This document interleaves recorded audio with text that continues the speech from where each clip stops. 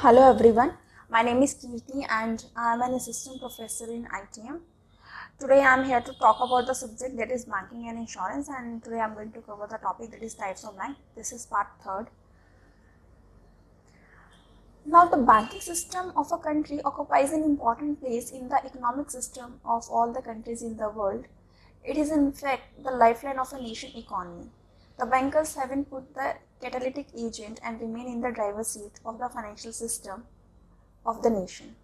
The importance of commercial banks in the process of economic development of all the nation has been emphasized from time to time by the economic thinkers and progressive bankers from the ages.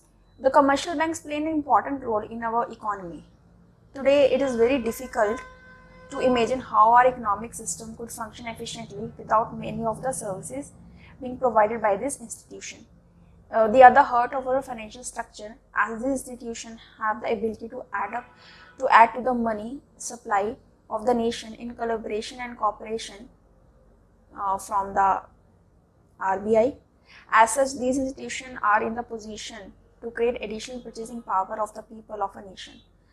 Banks lending, investing and related activities facilitate the economic process of production, distribution and consumption, therefore influencing the economic system of a nation.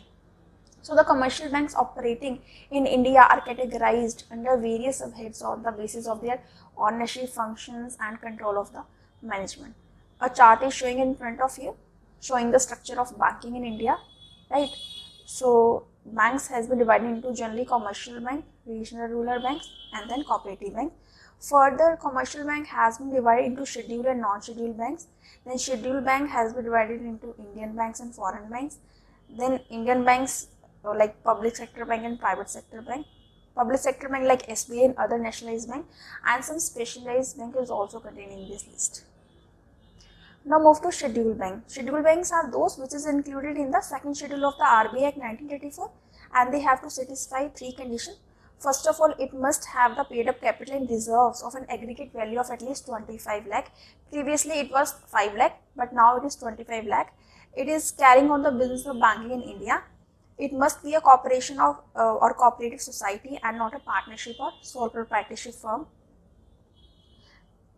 Now the scheduled banks has been divided into Indian banks and foreign banks. Indian banks are those which is incorporated in India and they have the headquarters in India and can have all the can have branches all over India. They can also operate in the foreign countries. As against of Indian banks, foreign banks are incorporated in their home country, not in India, but they have their office or branches in India. They play an important role shaping the attitude and policies of the foreign government, companies and their clients towards India. I can take the example of Indian banks like PNB, PNB हो गया आपका, then SBI, Bank of Baroda, Central Bank of India. These are the Indian banks, and foreign banks like Citibank, American Bank, Standard Chartered banks, right? Then move to public sector banks. Now, public sector banks are the banks which the government has a major stake, at least 51% ownership vested with the government, and the share of these banks are listed in the stock exchange, right? Now move to public sector bank. One of the major public sector bank is State Bank of India. So the State Bank of India is a state-owned commercial banks and it is the oldest commercial bank in India. They provide a financial services and they were nationalized in 1955 and they have thousands of branches in India and dozen offices in the foreign countries also, and they have the headquarters in Mumbai. It is originated in 1806 as Bank of Calcutta, and 3 years later it was issued a royal charter and renamed as Bank of Bengal. So along with the Bank of Bombay and Bank of Madras, it is one of the so-called presidency banks, and each of which was jointly owned by the provincial government and private subscribers. So in 1921, the presidency banks were merged to form the Imperial Bank of India and then become the largest commercial enterprise in the country. So in 1955, the government of India and the country's central bank RBI assumed joint ownership of Imperial Bank of India, which was renamed as SBI. Right. So the RBI share of SBI was transferred to the government in 2007. Since nationalization, SBI has served the needs of the Indian economic development through rural development initiatives and microcredit programs, and by financing major agriculture industrial projects and raising loan to the government. SBI is governed by a board of directors headed by a chairman. Then move to nationalized banks. Now, in 1969, 14 banks with deposit of rupees 50 crore or more were nationalized. In 1986, more banks were nationalized. But as in the current situation, you know, many of the banks has been merged, right? And the main function of a nationalized bank is to provide finance for the housing projects and health facilities and increase the chance to provide the products and services to the people of rural areas. Then move to private sector banks. Now, prior to the nationalization of banks in India, the commercial banks in private sector banks have a community and trade orientation. So the major sole expectation of this was SBI, right? So with the initiation of financial sector reforms in India, the private sector banks got a change in the face of banking by introducing the new services in an efficient manner. So Government of India relaxed the terms and conditions for opening of new private sector banks in India in the year 1994 as a part of their liberalization program. Right. So all those banks in which the majority stake held by the private individuals, the banks which came in operation after 1995 with the introduction of financial reforms, and the new banks were strategic in the new their thinking and operation. So you can see these are the major private banks: ICICI, Federal, Karur Vyasa, HDFC, right? And these were the major private banks. अब generally काफी banks merge हो चुकी हैं. Then move to non-scheduled banks. Non-scheduled banks, which is not included in the second schedule of the RBI, they have to maintain statutory cash reserve, but not with the RBI, and the activities are limited. They cannot deal with the foreign exchange, and the share of these banks are almost nil. Then move to regional rural banks. Now, the regional rural banks form an integral part of the banking system in India, and these banks focus on serving the rural population.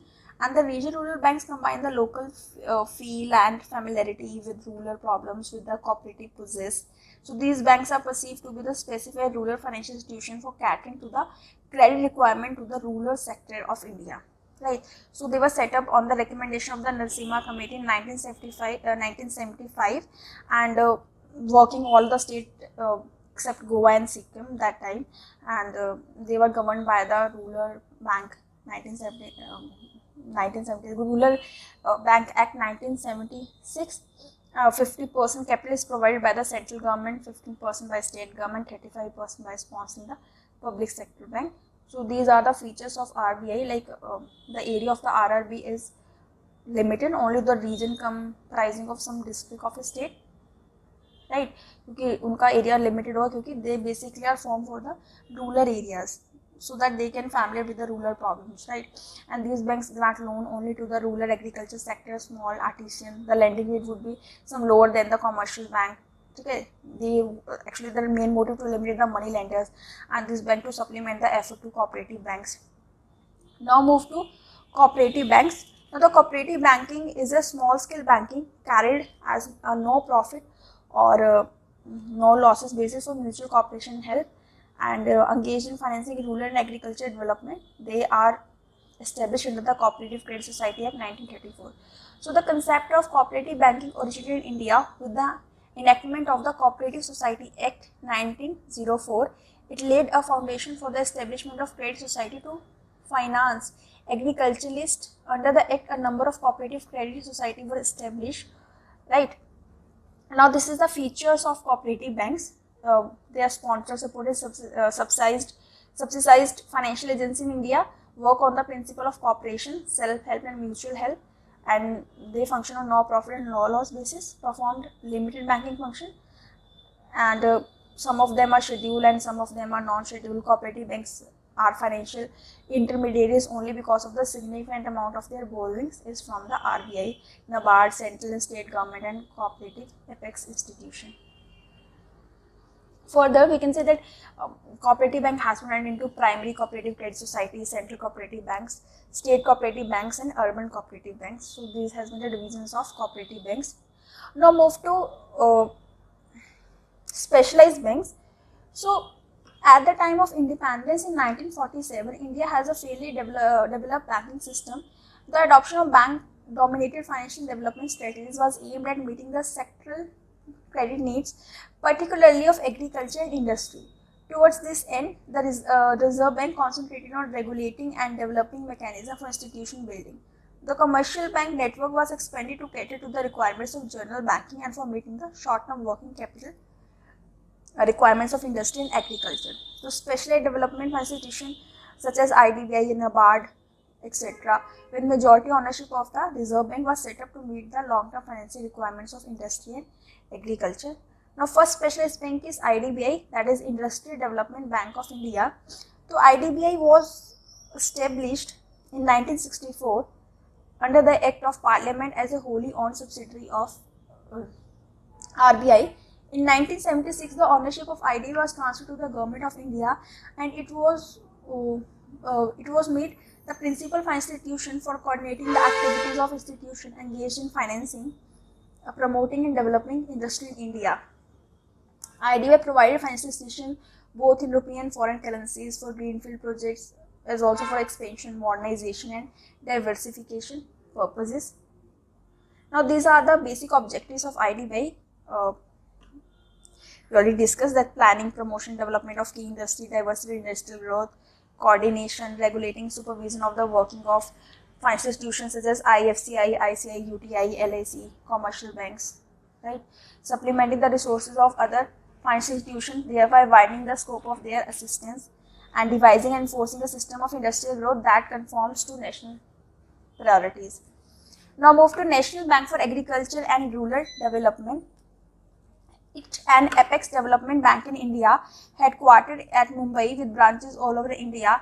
The bank has been entrusted with matters concerning the policy, planning and operation in the field of credit for agriculture and other economic activities in rural areas in India. NABARD is active in developing financial inclusion policy and is a member of Alliance for Financial Inclusion.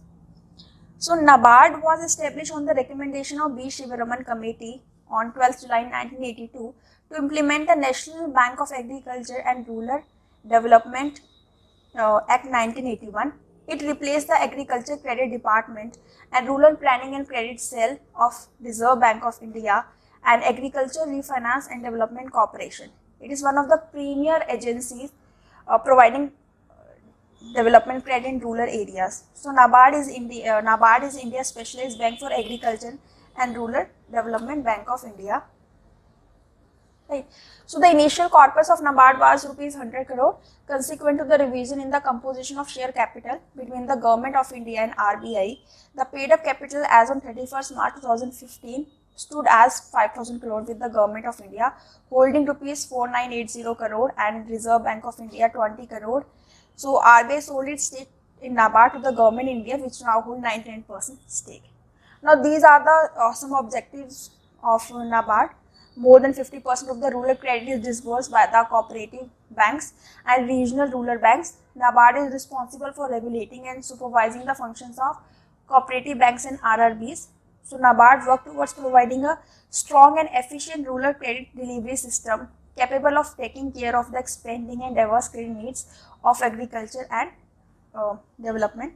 So NABARD is the most important institution in the country which looks after the development of the cottage industry, small industry and village industry and other rural industry. It was also reaches out as allied economies and support as well as promote integrated development. Right. So students, that's all for today. Thank you so much.